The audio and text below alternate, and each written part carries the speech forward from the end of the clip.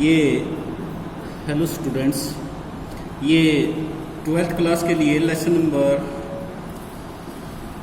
9 1989 के बाद की अवधि में भारतीय राजनीति के मुख्य मुद्दे क्या रहे हैं। इन मुद्दों से राजनीतिक दलों के आपसी जुड़ाव के क्या रूप सामने आए हैं। 1989 के बाद की अवधि से में भारतीय राजनीति के मुख्य मुद्दे क्या रहे हैं और इन मुद्दों से राजनीतिक दलों के आपसी जुड़ाव में क्या रूप सामने आए हैं। नंबर 1 है इसके अंदर, लोकसभा के आम चुनाव में कांग्रेस की हार हुई, इसे सिर्फ 197 सीटें मिली।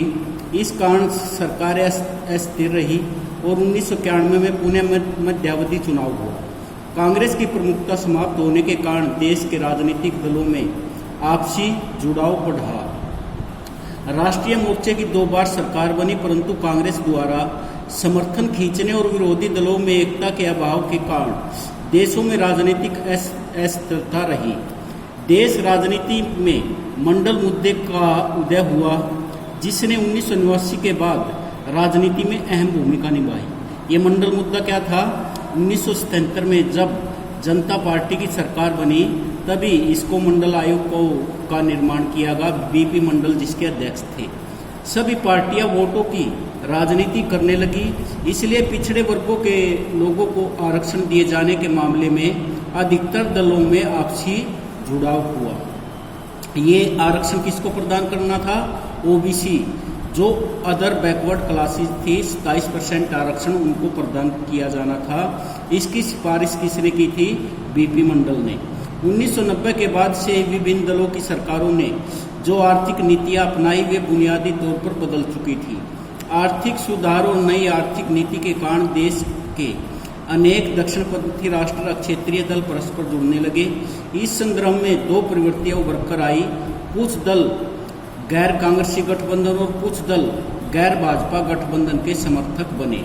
दिसंबर 1992 में अयोध्या स्थित एक विवादित ढांचा बाबरी मस्जिद के रूप में प्रसिद्ध विध्वंस कर दिया गया। इस घटना ने के बाद भारतीय राष्ट्रवाद और धर्मनिरपेक्षता पर बहस तेज की गई। इन बदलाव का संबंध भाजपा के उदय और हिंदुत्व की राजनीति से है।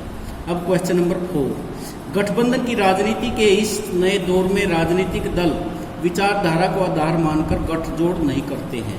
इस कथन के पक्ष या विपक्ष में कौन से तर्क देंगे कि गठबंधन की राजनीति के इस दौर में राजनीतिक दल विचारधारा को आधार मानकर गठजोड़ नहीं करते।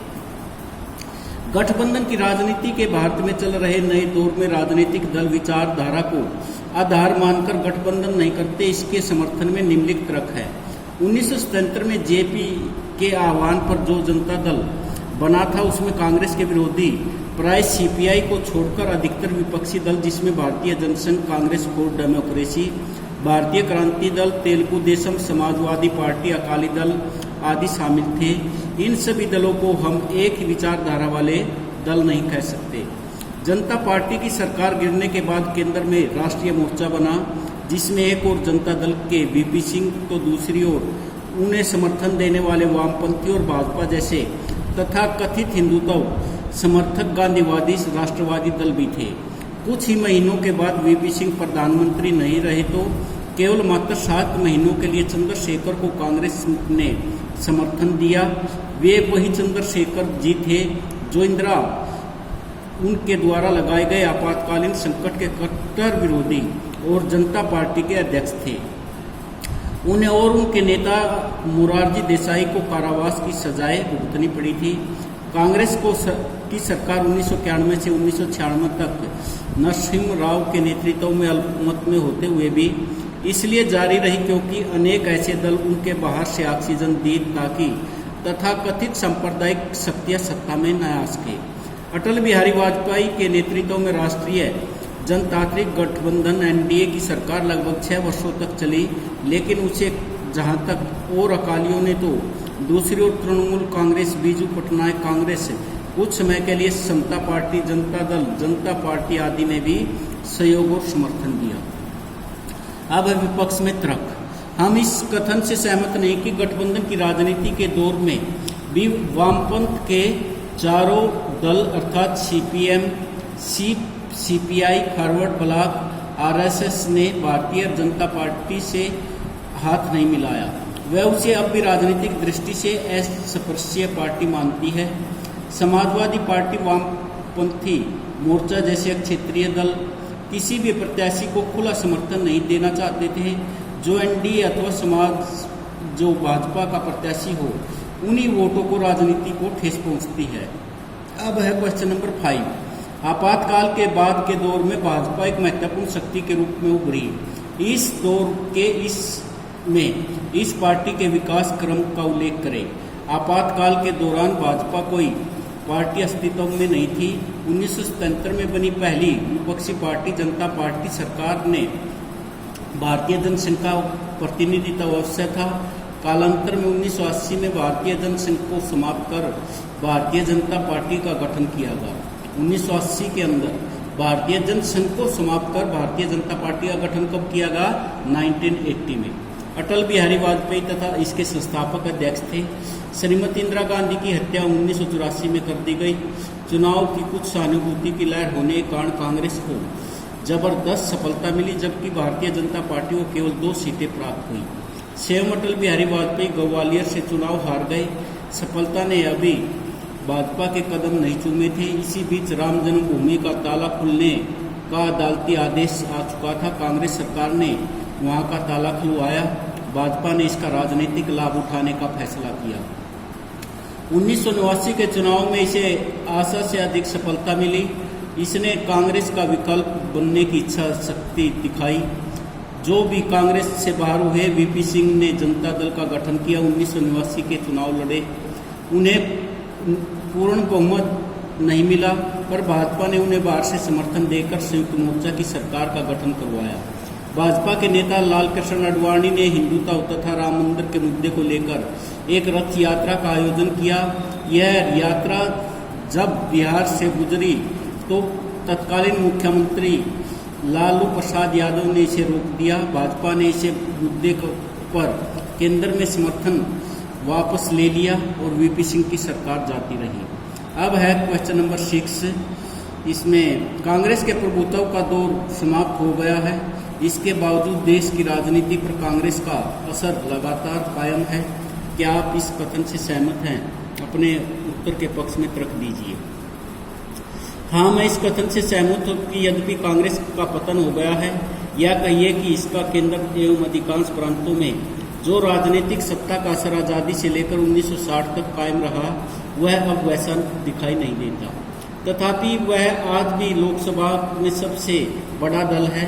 उसी का अध्यक्ष संयुक्त प्रगतिशील गठबंधन का अध्यक्ष है और उसी का प्रधानमंत्री है।